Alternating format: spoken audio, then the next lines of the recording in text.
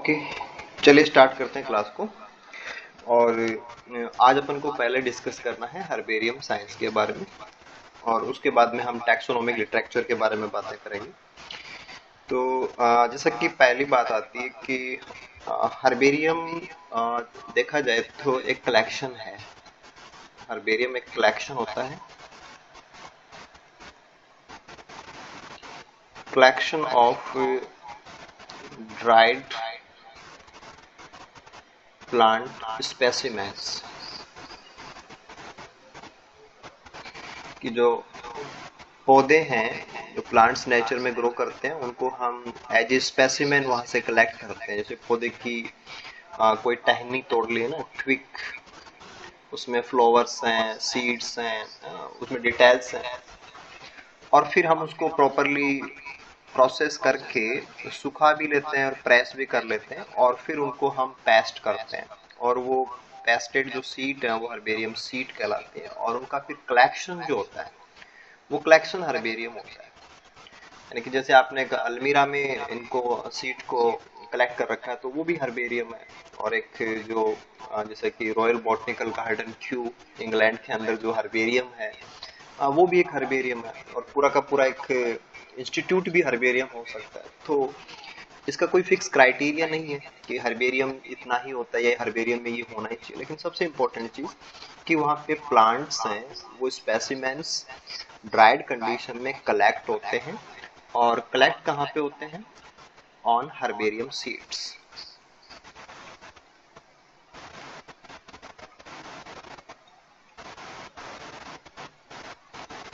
तो herbarium seeds के ऊपर जो प्लांट्स हैं वो बिल्कुल से प्रोसेस हो जाने के बाद में, प्रोसेस कर लेने के बाद में ड्राइड कंडीशन में वो कलेक्ट रहते हैं। इसलिए हम इसको ड्राइड गार्डन भी बोलते हैं, ड्राइड प्लांट गार्डन। वैसे तो प्लांट गार्डन में तो लिविंग प्लांट्स होते हैं, लेकिन ये हर्बेरियम भी एक प्रकार का प्लांट गार्डन ही होता है।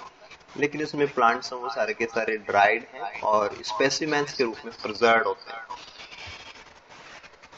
ठीक है, एक पॉइंट जो आप सबसे पहले इसमें ले सकते हैं कि पौधों को हर्बेरियम के रूप में कलेक्ट करना, या हर्बेरियम के रूप में उनको एक जगह पे लेना, या स्पेसिमेन को व्यवस्थित तरीके से हर्बेरियम में लेना, ये जो वर्क है, फर्स्टली इस वर्क का जो क्रेडिट जाता है कि ये काम किन्होंने स्टार्ट किया था, वर्क क्रेडिट ये जाता है पर्टिकुलर लेडी साइंटिस्ट है ल्यूशा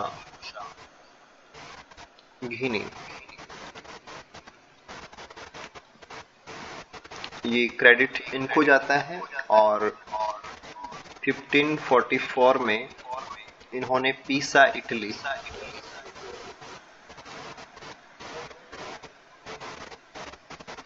में अपना वर्क स्टार्ट किया था। तो स्टार्टिंग जो वर्क है, फर्स्ट जो क्रेडिट जाता है वो इनको जाता है। और ऐसे जो बॉटनिकल गार्डन्स का एस्टेब्लिशमेंट है उसमें भी काफी बड़ा कंट्रीब्यूशन इनका रहा हुआ है। बॉटनिकल गार्डन्स,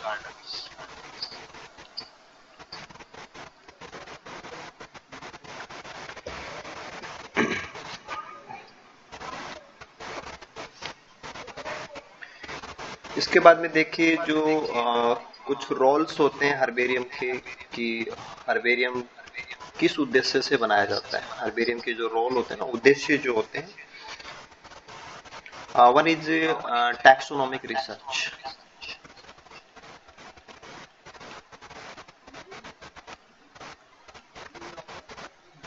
टैक्सोनॉमिक रिसर्च यहाँ पे उपलब्ध है, यानी कि प्लांट स्पेसिमेंस हैं तो टैक्सोनॉमिस्ट यहाँ पे अपना जो रिसर्च वर्क है वो कर सकते हैं। और क्लासिफिकेशन, जो क्लासिफिकेशन है वो भी हर्बेरियम बेस्ड होता है।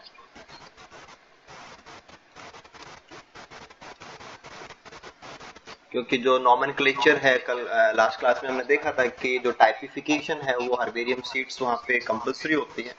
तो क्लासिफिकेशन वो भी हर्बेरियम बेस्ड होता है। और फिर एक इम्पोर्टेंट बात की, जो रेयर एंड एंडेंजर्ड प्लांट्स हैं, रेयर एंड एंडेंजर्ड प्लांट्स, वो भी हर्बेरियम के अंदर अवेलेबल होते हैं।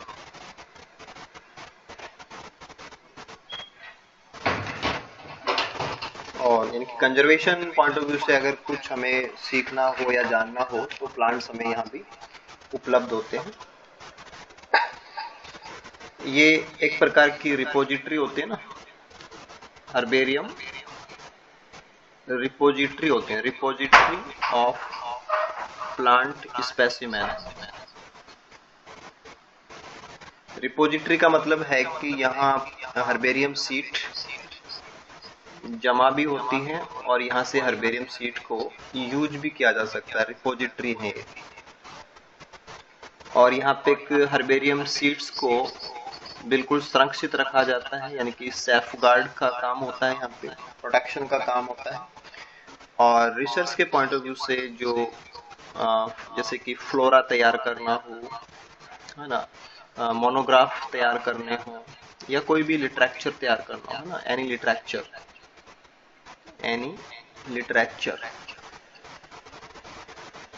उसमें भी ये हेल्पफुल होते हैं कि यहाँ पे जो प्लांट्स हैं उन प्लांट्स की जो इंफॉर्मेशन है वो इन सब के लिए स्पेसिफिक है कि ये सारे काम उनसे किए जा सकते हैं। सिमिलरली ट्रेनिंग प्रोग्राम्स, ये जो हर्बेरियम होते हैं, हर्बेरियम इंस्टीट्यूट्स होते हैं, वहाँ पे स्टूडेंट्स को और रिसर्चर्स के लिए जो ट्रेनिंग प्रोग्राम्स हैं वो भी ऑर्गेनाइज कराए जाते हैं। प्लांट आइडेंटिफिकेशन का वर्क यहाँ पे होता है, प्लांट आइडेंटिफिकेशन। जैसे आपको किसी प्लांट के बारे में पता करना हो और आपको नहीं पता है कि ये पौधा कौन सा है, आइडेंटिफाई नहीं कर रहे, तो हम हर्बेरियम की हेल्प ले सकते हैं वहाँ पे। प्लांट्स का जो जियोग्राफिकल डिस्ट्रीब्यूशन है उसका पता यहाँ से चलता है, क्योंकि वहाँ पे जब हमारे हर्बेरियम सीट तैयार करते हैं तो उसके ऊपर किस जगह से पौधा लिया गया था वो लोकेलिटी वहाँ पे मेंशन होती है। तो जियोग्राफिकल डिस्ट्रीब्यूशन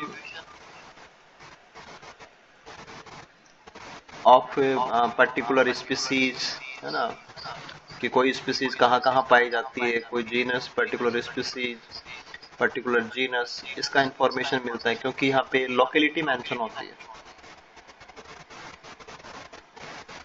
तो ये एक यहाँ से इंफॉर्मेशन हमारे पास कि ये कुछ वर्क हैं या कुछ रोल हैं जो हर्बेरियम के साथ में अटैच होते हैं। हर्बेरियम से ये सारे फायदे हैं वो पर्टिकुलर जो टैक्सोनॉमिक फील्ड है उसमें काम करने वाले स्टूडेंट्स को, वर्कर्स को रहते हैं।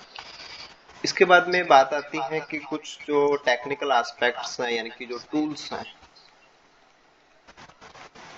टूल्स एंड टेक्निक्स, कि यहाँ पे कौन सी जो तरीके हैं वो इस्तेमाल होंगे और कौन से जो उपकरण हैं वो इस्तेमाल होते हैं। टूल्स एंड टेक्निक्स की बात की जाए तो टूल्स में एक तो सबसे बड़ी चीज आती है, that is plant press. Plant press कि जैसे फील्ड से कोई भी प्लांट लाया जाता है तो प्लांट को बिल्कुल चपटा किया जाए ताकि वो हर्बेरियम सीड का जो कागज होता है उस पर बहुत आराम से पेस्ट किया जा सके। तो प्लांट को पहले प्रेस करना होता है, उसको फ्लैट करना होता है ना। तो प्लांट प्रेस एक वुडन टूल होता है, लकड़ी से बना होता है ना, वुडन टूल है ये। लकड़ी के दो पार्ट्स हैं जो आपस में टाइट कर दिए जाते हैं, उनके बीच में प्लांट्स वो प्रेस किए जाते हैं, तो वुडन टूल है।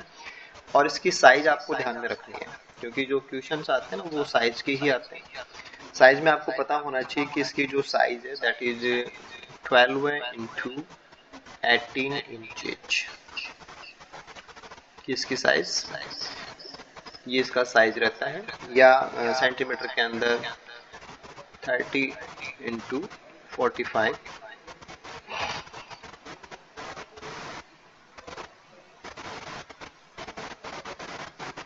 सेंटीमीटर। हाँ, प्लांट प्रेस का जो रोल होता है कि वो प्लांट्स को चपटा बना देती है और फिर वहाँ पे जो ब्लॉटिंग पेपर्स हम लगाते हैं उन ब्लॉटिंग पेपर्स में पौधे में जितनी भी मॉइस्चर होती है वो आ जाती है, फिर हम ब्लॉटिंग पेपर्स को चेंज भी करते रहते हैं। तो अल्टीमेटली हमारे पास एक सूखा हुआ और प्रेस्ड स्पेसिमेन तैयार हो जाता है, ड्राइड एंड प्रेस्ड। स्पेसिमेन, ये हमें प्राप्त होता है यहाँ से। इसके बाद में अगला जो काम करना होता है वो हमें इसको माउंट करना होता है।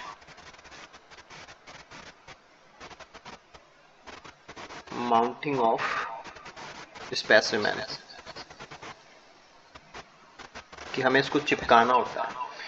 और चिपकाने के लिए पर्टिकुलर एक जो रफ और थोड़ा सा जो मोटा कागज होता है ना, जिसके अंदर सेलुलोज फाइब्रिल्स ज्यादा होते हैं, ऐसा हार्ड पेपर यूज किया जाता है जिसको अपन हर्बेरियम सीट बोलते हैं। That is herbarium seat. तो हर्बेरियम सीट का जो साइज है कि स्टैंडर्ड जो साइज होती है, स्टैंडर्ड साइज, ये काफी इंपॉर्टेंट पॉइंट है और ऑलमोस्ट काफी सारे चांसेस हैं कि ये बातें ही डायरेक्टली पूछी जाती है। तो दिस इज 11.5 इंटू 16.5 इंचेज। ये जो स्टैंडर्ड साइज होती है वो 11.5 से 16.5 इंच होती है, या सेंटीमीटर में आप इसको बताएंगे तो ये 29 इंटू दिस इज 41.5 सेंटीमीटर। तो एक आयताकार कागज होता है, थोड़ा मोटा कागज होता है, और इसके अंदर जो साइज है, ये साइज बहुत इंपॉर्टेंट पॉइंट होता है कि हर कोई साइज का जो कागज है वो हर्बेरियम सीट नहीं बन सकता। तो एक तो आप इसको इंचेज में ध्यान रखें और सेंटीमीटर्स में भी ध्यान रखें कि ये हर्बेरियम सीट की स्टैंडर्ड साइज होती है।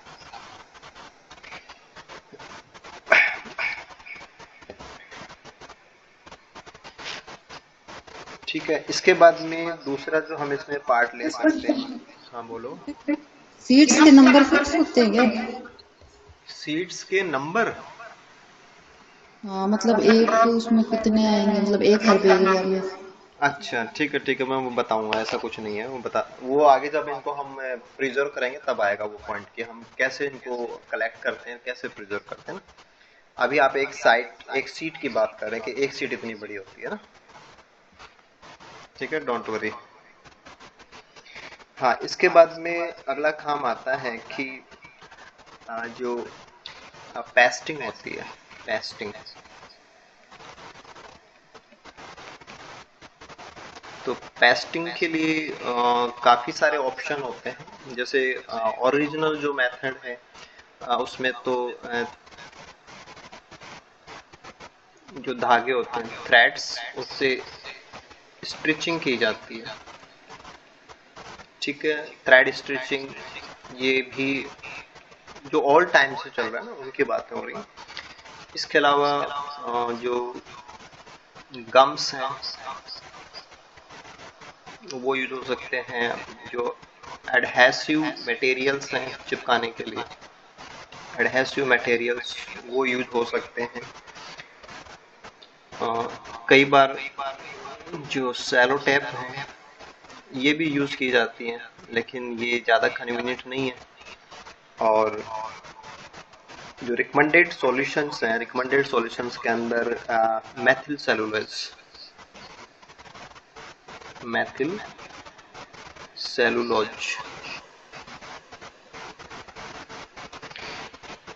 और इसको तैयार किया जाता है, मेथिल सेलुलोज का सॉल्यूशन बनाया जाता है मिक्स्ड इन 40% अल्कोहल।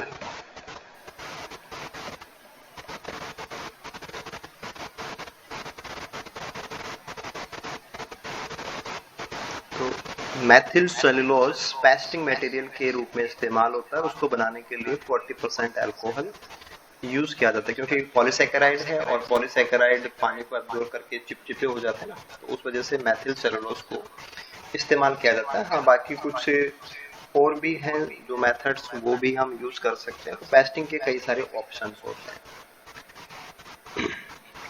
इसके बाद में एक पार्ट आता है लेबलिंग का, कि हर्बेरियम सीट के ऊपर जो हमने पेस्ट किया है ना, उसके साथ में लेबलिंग की जाती है। तो लेबलिंग क्या है?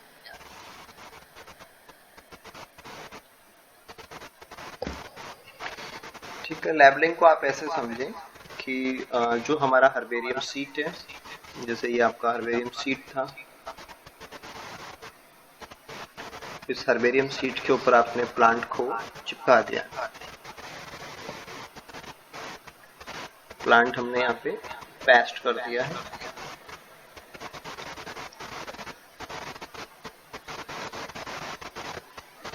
ठीक है ना, वरना आपको सर बिना फ्लोर का प्लांट है ना, ये तो आप गलत लगा रहे हो। तो इंफॉर्मेशंस प्लांट के पास जो भी थी वो हमने पेस्ट कर दी। और अब अगला काम आता है लेबल का। तो लेबल हमेशा ही इस कॉर्नर पे होता है।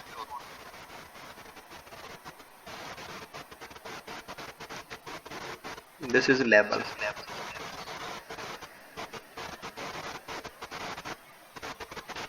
और लेबल की अगर बात की जाए तो पोजीशन पहला तो कि लोअर राइट कॉर्नर पे लगाया जाता है, लोअर राइट कॉर्नर। ठीक है। अगर इसकी साइज की बात करें तो साइज फिक्स नहीं है, no fix size, no fix size. या तो इसकी जो साइज है वो 2x4 इंच रखी जाती है, 2x4 इंच। ठीक है, जिसको सजेस्ट किया है जॉन्स 1986। या इसकी जो साइज है वो इससे बड़ी भी रखी जा सकती है, 4x6 इंचेस। तो जो नॉर्मली अपन हर्बेरियम सीट पे यूज करते हैं ना, वो 4x6 के करते हैं। This is Woodland.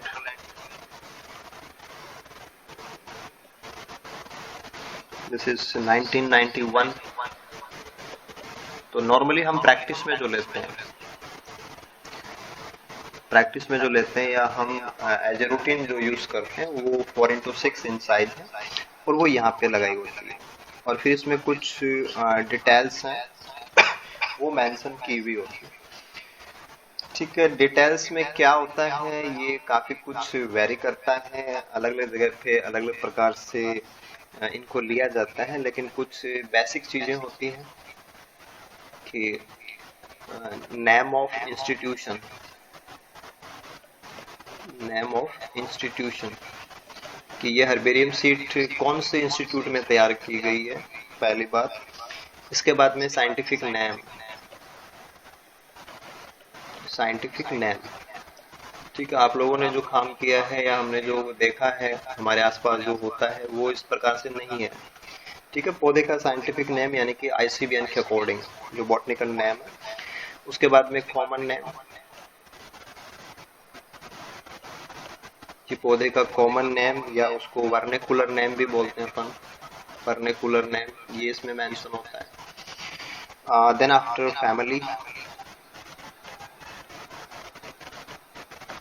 Then locality कि कौन सी जगह से है, डेट ऑफ कलेक्शन, क्योंकि इन चीजों से ये पता चलता है कि कौन से जियोग्राफिकल एरिया में इस पौधे में कौन से समय पे कौन सी डिटेल पाए जाते हैं, कि फ्लावर किस समय पे हैं या सीड किस समय पे बन जाते हैं। तो हर्बेरियम सीड में बहुत सारी इंफॉर्मेशन होती है। कलेक्शन नंबर,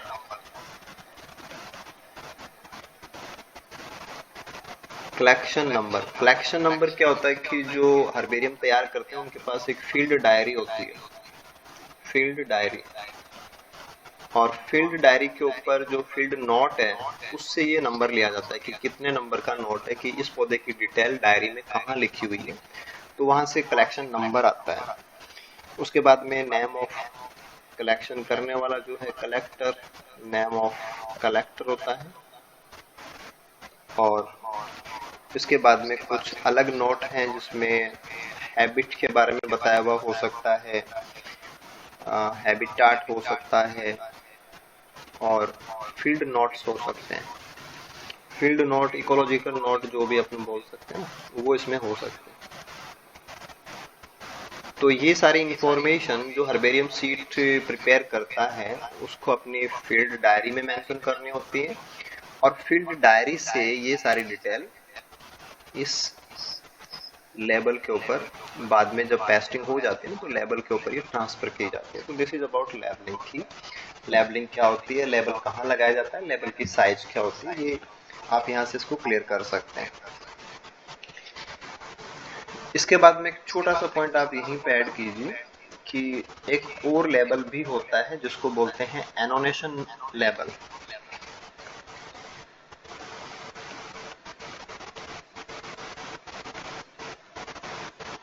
एनोनेशन लेबल एक्चुअल में क्या होगा कि जो पर्टिकुलर एक्स है, जो भी एक्स साइंटिस्ट है, उस एक्स साइंटिस्ट ने काम किया और उसने यहाँ पे सीट भी बना दी और लेबलिंग भी कर दिया। लेकिन हो सकता है कि उसने जो यहाँ पे मेंशन किया है उसमें कुछ भी गलती है ना, और साइंटिफिक नेम में गलती हो सकती है, कॉमन नेम कुछ भी, कहीं भी कोई भी हैबिटाट वगैरह या कोई नॉट उसने गलत मेंशन कर दिया हो या डाउटफुल हो। तो हर्बेरियम को जब दूसरे साइंटिस्ट विजिट करते हैं, अदर साइंटिस्ट जब विजिट करते हैं, तो वो उसको एडिट कर सकते हैं। तो this is a edit label कि पहले से जो लिखा हुआ है उसमें कोई गलती हो तो उसको एडिट करने का एक लेबल तैयार किया जाता है, और ये एनोनेशन लेबल कहलाता है। और इसकी जो साइज होती है, इसकी जो साइज होती है दैट इज 2 into 11 सेंटीमीटर। तो 2 into 11 सेंटीमीटर का एक लंबा कागज का टुकड़ा है ये, है ना। तो वो आप देख सकते हैं कि 2 into 11 का मतलब ये इसके बिल्कुल लेफ्ट में लगाया जाता है।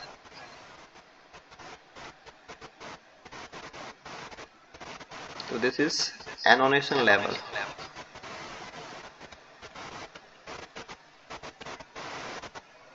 तो जिसके ऊपर कोई एक्सपर्ट अपना एनोनेट करता है ना, उस पे अपने व्यूज या उसमें जो भी उसमें करेक्शन चाहता है वो उसमें यहाँ पे मेंशन करता है, तो वो एनोनेशन लेबल होता है।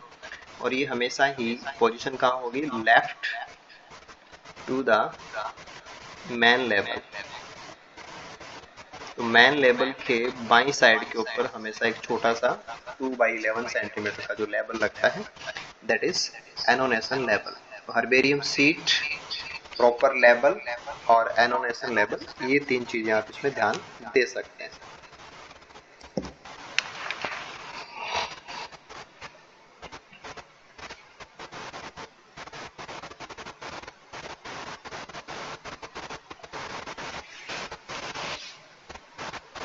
ठीक है, इसके बाद में आती है फाइलिंग कि हर्बेरियम के अंदर जो हमने सीट्स तैयार की हैं उनको हम फाइलिंग कैसे करते हैं। Specimen filing.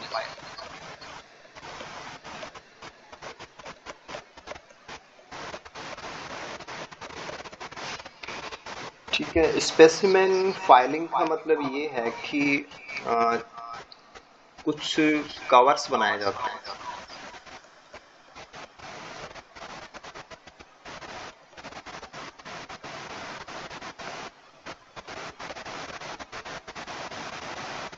जैसे अपन को कई सारे कागज एक जगह पे रखने हो तो हम एक फाइल लेते हैं और उस फाइल के अंदर उन कागज को हम डाल देते हैं या उनको एक एनवलप में डाल देते हैं, तो वो फाइलिंग है एक प्रकार की।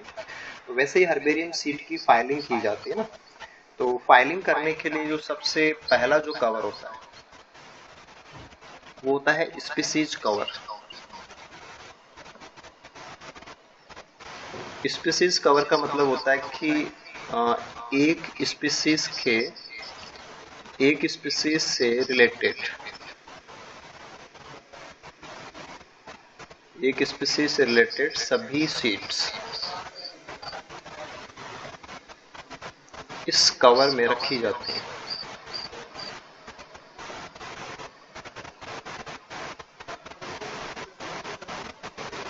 जैसे आपने कहा कि आपने सीड तैयार की एलियम सेपा ना, प्याज की आपने सीड तैयार कर दी एलियम सेपा। और मान लीजिए कि आपके पास ऐसी 10 सीट है, 10 सीट्स हैं।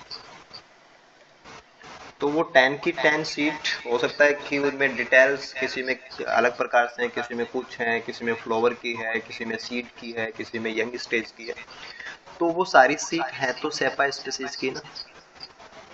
तो उन 10 सीड्स को, यानी कि जो भी यहाँ पे सीड्स हैं वो सारी स्पीसीज एक ही है, तो एक स्पीसीज की जितनी भी सीड्स हैं उनको एक साथ एक कवर में रखा जाता है, वो कहलाएगा स्पीसीज कवर।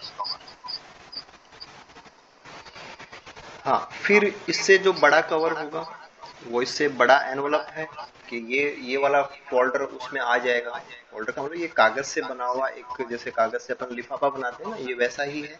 ये थोड़े मोटे कागज से बना हुआ कवर है, और उस कवर में हमने सारे जो एलियम सेपा के जितनी भी हमारी एक स्पीसीज के स्पेसिमेंस हैं उनको हमने नंबरिंग कर रखी है, और उनको नंबरिंग के अकॉर्डिंग अरेंज कर देते हैं। Arrange according seat number.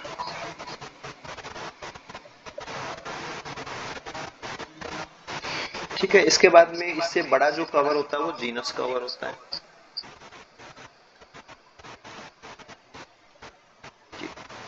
अब एक जीनस में जो जो स्पीसीज आएंगी वो सारी इसमें रखी जाएंगी। मान लीजिए कि आप यहाँ पे तैयार कर रहे हैं और आपने जीनस ले लिया कैलोट्रोपिस। तो कैलोट्रोपिस की दो स्पीसीज हैं, एक हमारे पास है प्रोसेरा और दूसरी हमारे पास है जाइजेंटम। तो प्रोसेरा और जाइजेंटम दो अलग अलग स्पीसीज हैं, कैलोट्रोपिस की दो स्पीसीज हैं, और दोनों हमारे एरिया में पाई जाती है। मान लीजिए कि आपने इसकी 18 सीड्स तैयार कर रखी हैं और इसकी आपने 10 सीड्स तैयार कर रखी हैं, ये आपके पास 10 स्पेसिमेन है। तो पहले आपको इनका एक फोल्डर बनाना पड़ेगा। इनका एक फोल्डर बनेगा, वो होगा स्पीसीज फोल्डर। और फिर ऐसे ही इनका एक फोल्डर बनेगा, जो पहले वाला था ना स्पीसीज फोल्डर, उसकी बात होगी, तो पहला ही बनेगा स्पीसीज फोल्डर। और फिर ये दोनों स्पीसीज एक ही जीनस की हैं, कैलोट्रोपिस। जीनस तो सेम है ना इनका, कैलोट्रोपिस प्रोसेरा, कैलोट्रोपिस जाइजेंटम। तो फिर इन दोनों फोल्डर्स को अल्फाबेटिकली इनको अल्फाबेटिकली अरेंज करते हैं।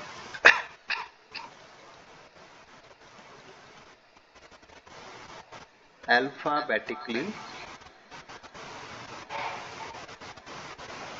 Arrange in genus folder.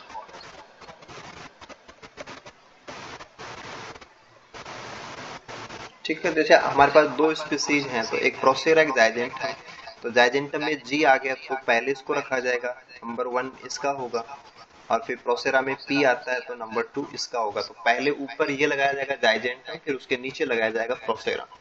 ठीक है, अगर तीसरी स्पीसीज और होती तो उसका भी फोल्डर बनता, वो भी इसमें जाता। तो कितनी स्पीसीज हैं उसमें, उनके सबके अपने अपने स्पीसीज फोल्डर बनेंगे, वो स्पीसीज फोल्डर फिर एक जीनस फोल्डर में जाएंगे।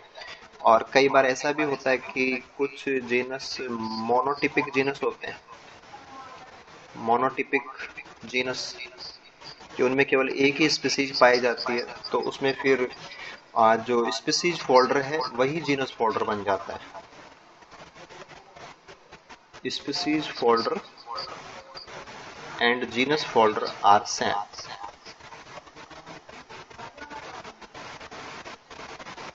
क्योंकि उस जीनस में केवल एक ही स्पीसीज होती है। इफ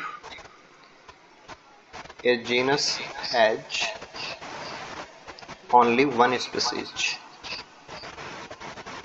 कि कोई जीनस है उसमें केवल एक ही स्पीसीज है, जैसे जिंगो बायलोबा है ना, जिंगो बायलोबा, तो जिम्नोस्पर्म है। तो हर्बेरियम तो इनका भी बन सकता है। तो ये मोनोटिपिक जीनस है कि बायलोबा ही पाया जाता है दुनिया में, दूसरी स्पीसीज ही नहीं है। तो वहां पे स्पीसीज का और जीनस का दो फोल्डर नहीं बनेंगे, कॉमन फोल्डर ही बन जाएगा, क्योंकि वो सेम है, एक ही स्पीसीज है ना, इसलिए। ठीक है, हाँ, अब यहाँ से आप समझ सकते हैं कि अगर इसमें नंबर का कोई लिमिटेशन नहीं है, नंबर का लिमिटेशन नहीं है कि आप इसमें इतने ही डालेंगे। प्रतिभा क्लियर है? जी सर।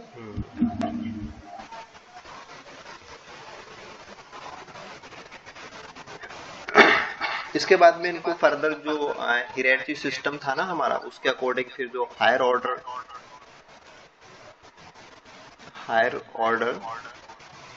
जो टैक्सॉन्स हैं उनके फोल्डर्स में या उनके कवर्स में इनको अरेंज किया जाता है, arrange alphabetically.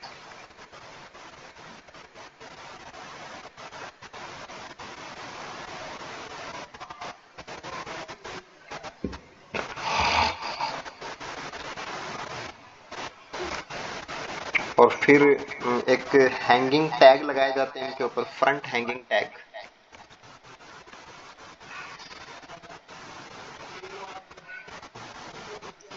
Front hanging tags, जैसे मान लीजिए कि आपने एक कलेक्शन तैयार कर लिया और उसमें आपने काफी सारे फोल्डर्स लगा लिए, और ये फोल्डर्स आपने यहाँ पे लगा रखे हैं,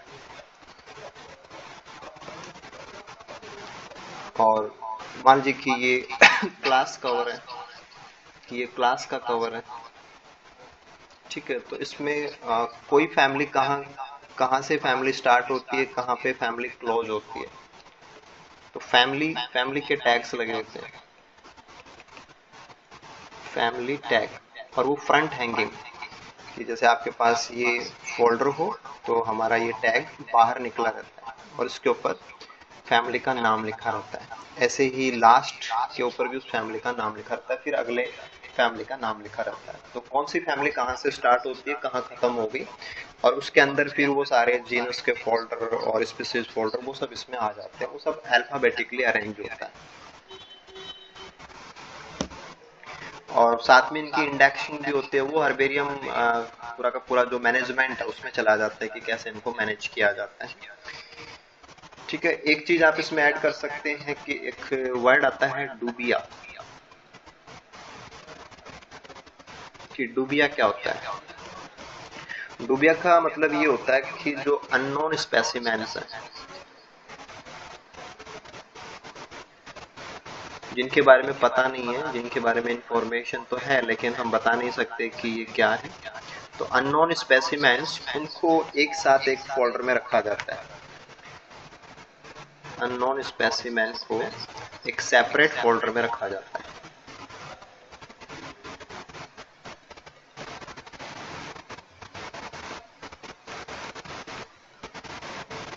और उसका नाम डूबिया होता है। तो जब हर्बेरियम के अंदर कोई एक्सपर्ट साइंटिस्ट विजिट करते हैं तो वो डूबिया के ऊपर अपने कमेंट्स हैं या उनका जो भी करेक्शन है कि या इनके बारे में जस्टिफिकेशन है वो प्रोवाइड करा सकते हैं। हाँ, फिर हमारे ये जो फोल्डर्स तैयार हुए कि हमने छोटे फोल्डर बनाए, फिर उनसे बड़े कवर बनाए, फिर हमसे उनसे बड़े कवर बना दिए, इन सबको हम एक हर्बेरियम जो अलमीरा होती है उसमें सेट करते हैं। तो वो होता है हर्बेरियम कैस। ये वुडन भी हो सकती है, आयरन की भी हो सकती है। हर्बेरियम कैस है ना, ये वुडन या आयरन, ये स्टेनलेस स्टील भी हो सकती है, स्टील मैड अलमीरा है।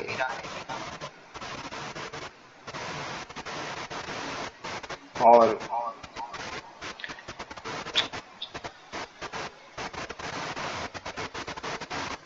ये व्हील्ड होती है ना, नीचे टायर लगे रहते हैं, इनको खिसकाया जा सकता है, आगे पीछे किया जा सकता है, क्योंकि वो सारी चीजें हम देखेंगे कि क्यों जरूरी होती है। ठीक है, इसका जो सिंगल कैश होता है, इसमें एक जो खांचा होता है ना, सिंगल कैश, सिंगल कैश उसको बोलते हैं पिजन हॉल।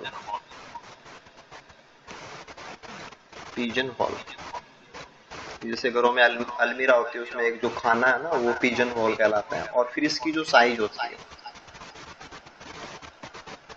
पिजन हॉल की जो साइज होती है वो भी आप देख सकते हैं कि 19 सेंटीमीटर, ये सॉरी 19 इंच है।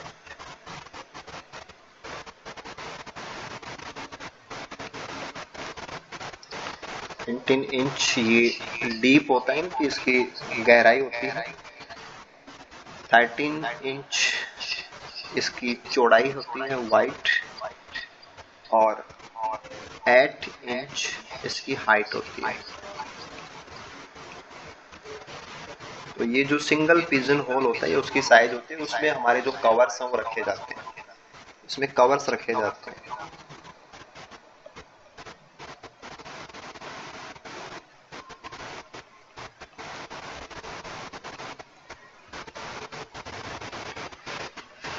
ठीक है, इसके बाद में एक सेक्शन आता है कि हमने हर्बेरियम सीट तैयार कर ली, स्पेसिमेन पेस्ट हो गए, लेबलिंग वगैरह हो गई, हमने उनको कवर्स में ले लिया, उनको हमने पिजन होल्स में रख दिया। लेकिन क्योंकि यहाँ पे प्लांट्स हैं, पेपर है, काफी सारा सेलुलोज है, तो जो सैप्रोफिटिक फंजाई वगैरह हैं, जो पेस्ट हैं, वो उनको डैमेज कर सकते हैं। तो अगला इश्यू आता है पेस्ट कंट्रोल। पेस्ट कंट्रोल, तो मेन प्रॉब्लम सेलुलोज की वजह से है। तो जो इंसेक्ट्स हैं, स्पेशली सिल्वर फिश है, टर्माइट्स हैं, या सैप्रोफिटिक फंजाई है, उनसे हमें हर्बेरियम सीड्स को बचाना होता है। तो कुछ ट्रीटमेंट मेथड्स हैं। उन ट्रीटमेंट मेथड्स को हम देख सकते हैं कि एक तो होता है heating method. Heating method, heating temperature treatment होता है। तो टेम्परेचर होता है 60 डिग्री सेंटीग्रेड, और कितने टाइम के लिए होगा, दैट इज 4 to 8 आवर्स। ये जो स्पेसिमेन होता है, जो हर्बेरियम सीट होती है ना, सिंगल सीट का ट्रीटमेंट है, हर्बेरियम सीट का ट्रीटमेंट है कि हम हर्बेरियम सीट को 16 डिग्री सेंटीग्रेड के ऊपर 4 से 8 घंटे रख के उसका हीटिंग ट्रीटमेंट कर सकते हैं, कि उसके अंदर जो माइक्रोस्कोपिक जो पेस्ट है वो डैमेज उसको नहीं पहुंचा पाएंगे। लेकिन इसका एक लॉस होता है। माइनस पॉइंट क्या होता है इसका, नेगेटिव इम्पैक्ट क्या पड़ता है, कि जब हम गर्म करते हैं या इसकी हीटिंग करते हैं, तो हमारे जो स्पेसिमेन है, स्पेसिमेन ब्रिटल हो जाते हैं।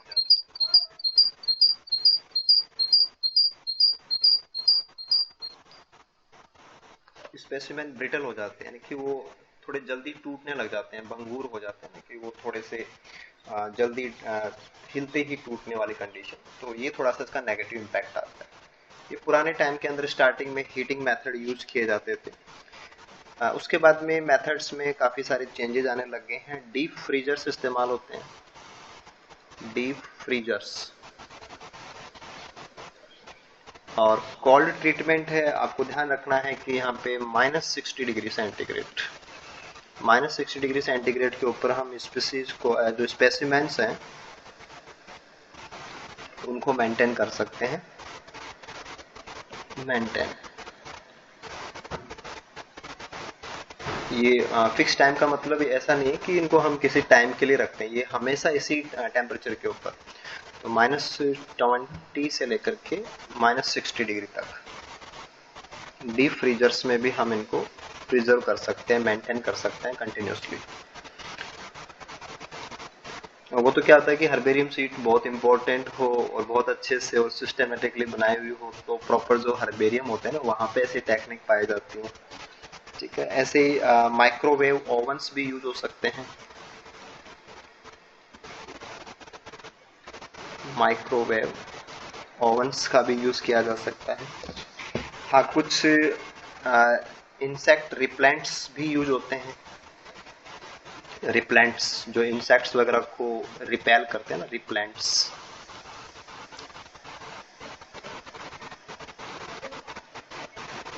तो रिप्लेंट्स के रूप में जैसे एक तो नेफ्थलिन बॉल होती है ना, कपूर की गोलियां,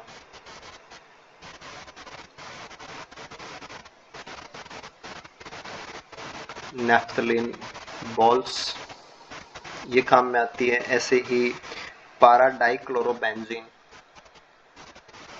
पारा डाइक्लोरोबेंजीन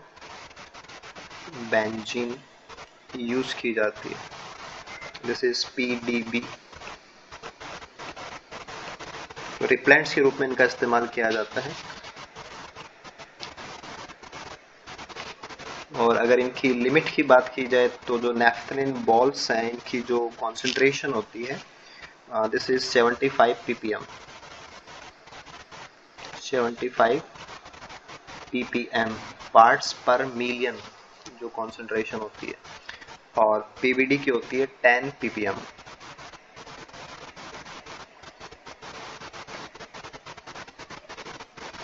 ये इनकी कॉन्सेंट्रेशन होती है कि इतनी कॉन्सेंट्रेशन के ऊपर ये यूज किए जा सकते हैं। इसके अलावा एक जो तरीका हो सकता है वो रहेगा फ्यूमिगेशन, कि फ्यूम्स का यूज करना।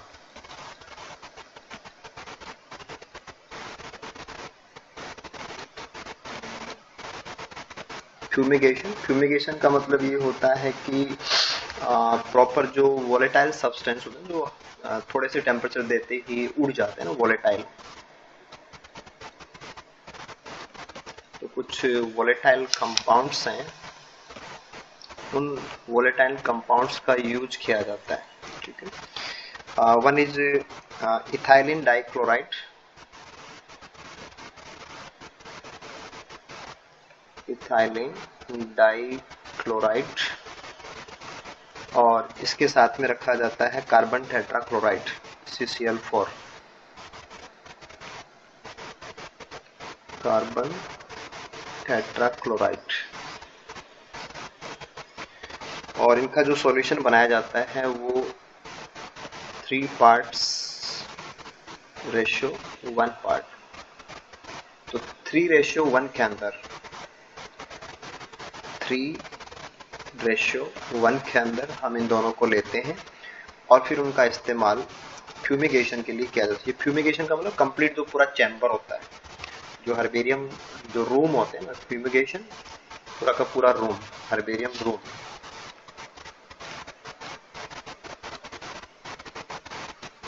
वो फ्यूमिगेट किया जाता है।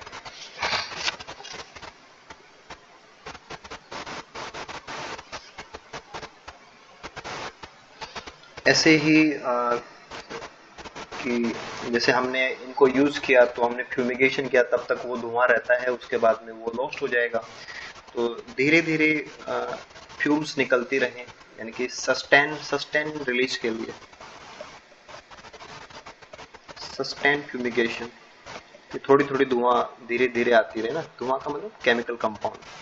सस्टेन फ्यूमिगेशन के लिए कुछ खास प्रकार के कंपाउंड इस्तेमाल होते हैं। ये है वेपोना रेजिन स्ट्रिप्स।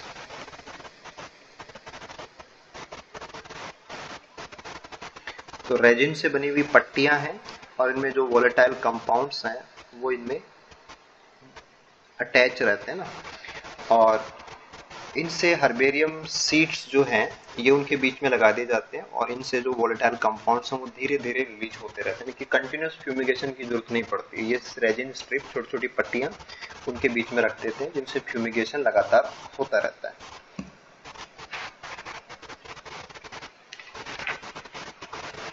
तो ये कुछ चीजें तो हम ले सकते हैं हर्बेरियम के रिगार्डिंग। ठीक है, आई थिंक यहाँ तक तो कोई दिक्कत नहीं होनी चाहिए।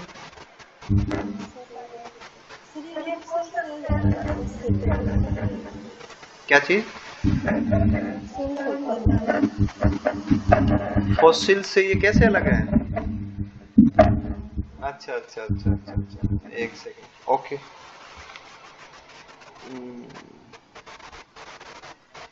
देखो एक तो है, मैं नीचे ही लेता हूँ उसको, हर्बेरियम सीट, और एक है आप कहना चाह रहे हैं फॉसिल, है ना?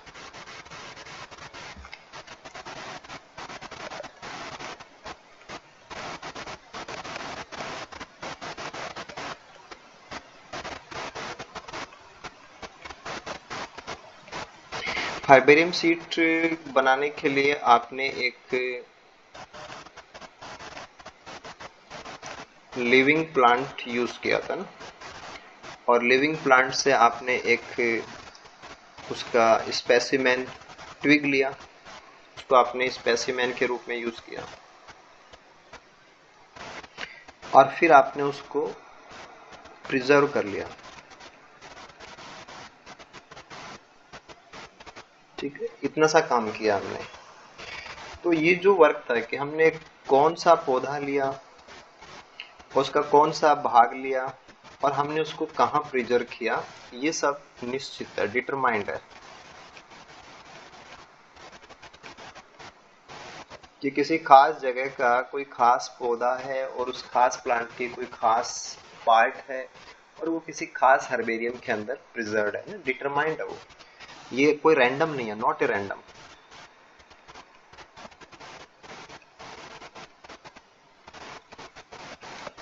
और दूसरी बात, नॉट टू ओल्ड, कि ऐसा भी नहीं है कि ये कई हजार साल पुराने हैं या कई 10,000 साल पुराने हैं, ऐसा भी नहीं है ना, मिलियंस ईयर्स अगो है ना, ऐसा कुछ भी नहीं है। फॉसिल्स में कुछ अलग होता है। फॉसिल्स में भी लिविंग प्लांट्स ही होते हैं, एनिमल्स भी ले सकते हो आप, है ना, लिविंग प्लांट्स। अब उस समय कुछ भी हुआ होगा ना, कोई भी प्रॉब्लम या कैटास्ट्रोफ आया होगा, कैटास्ट्रोफ आया होगा ना, कोई प्राकृतिक आपदा आई होगी, और उस कैटास्ट्रोफ के कारण से प्लांट्स हैं, उनको काफी सारा लॉस हुआ होगा, तो हो सकता है कि उनकी डेथ हुई है या कोई उनका पार्ट डिटैच हुआ है, जैसे किसी की लीफ गिर गई, किसी का तना गिर गया, किसी का फ्लोवर गिर गया, किसी का सीड गिर गया, किसी का पोलन गिर गया, ठीक है, या तो पौधा मर गया तो वो सॉइल में गिर जाएगा, या उसका कोई भाग वो गिर जाएगा। ये रूटीन प्रोसेस भी हो सकते हैं, कैटास्ट्रोफ की जरूरत नहीं है, रूटीन प्रोसेस भी हो सकती है। नॉर्मली पोलन बनते ही हैं, पोलन झड़ते ही हैं, तो सीड बनते ही हैं, सीड झड़ते ही हैं, तो वो सॉइल में आ जाएंगे, इन सॉइल। और फिर उनके ऊपर जैसे स्पेसिमेन आपका यहाँ पे था, और इसके ऊपर अब सॉइल की जो परतें हैं वो जमा होती रहती हैं, सॉइल की परतें, जिनको हम सेडिमेंटेशन बोलते हैं ना, अवसाद, सेडिमेंटेशन, ये होता रहता है। तो उसमें टाइम लगता है, ये काफी सारा टाइम लगेगा, और विथ टाइम सेडिमेंटेशन बढ़ता चला जाता है। दीज आर सेडिमेंटेशन, ठीक है। सॉइल डिपॉजिट होती है, फिर जितना ज्यादा सॉइल होता चला जाएगा उतना इस पे प्रेशर पड़ेगा, और फिर प्रेशर से ये फ्लैट भी हो सकता है। अगर हार्ड है तो फ्लैट नहीं होगा, ये उसकी नेचर पे डिपेंड करता है। और फिर इसमें जितनी भी इंफॉर्मेशन थी वो प्रिजर्व हो जाती है।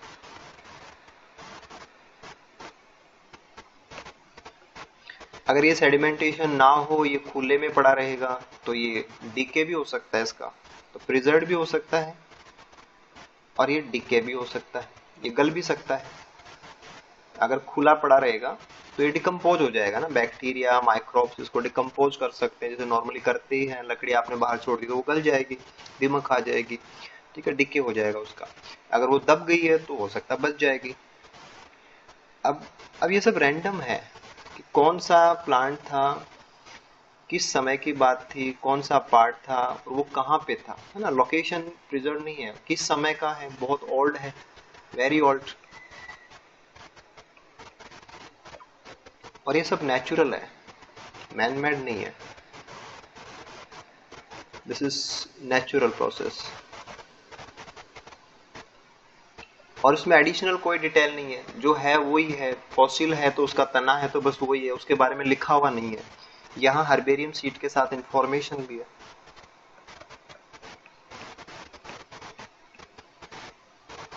इंफॉर्मेशन है, डिस्क्रिप्शन है उसका, इसमें इंफॉर्मेशन निकालनी होती है, आपको सेक्शन कटिंग करने पड़ेंगे, मॉर्फोलॉजिकल स्टडी करनी पड़ेंगी, जो स्कैनिंग इलेक्ट्रो माइक्रोग्राफ्स हैं वो लेने पड़ेंगे, सरफेस की संरचना क्या है, अंदर से क्या है, केमिकल कंपोजिशन वगैरह एनालिसिस कर सकते हैं। तो ये बिल्कुल डिफरेंट इसलिए हो जाता है कि फॉसिलाइजेशन एक नेचुरल प्रोसेस है और हर्बेरियम सीड तैयार करना एक मैन मेड प्रोसेस है। ये लिविंग मटेरियल का एक स्पेसिफिक पार्ट ही हम प्रिजर्व करते हैं, उसको हम किसी खास जगह पे उसको रिटेन करते हैं। फॉसिल्स जहाँ पे प्लांट पाए जाते थे वहां, या हो सकता है कि पानी से बह के या हवा से कहीं और भी जा सकते हैं, कोई जरूरी नहीं है कि वो वहीं का वहीं प्रिजर्व हो। और फिर वो बहुत ओल्ड है ना, कई मिलियन ईयर्स अगो पहले के भी हो सकते हैं। तो ये जो दो डिफरेंस आप यहाँ पे इस प्रकार से ले सकते हैं कि हाँ, लगता है कि सुखा करके हमने रख लिया तो वो फॉसिल क्यों नहीं है ना, ठीक है। ठीक है, ठीक है, चलो कोई बात नहीं।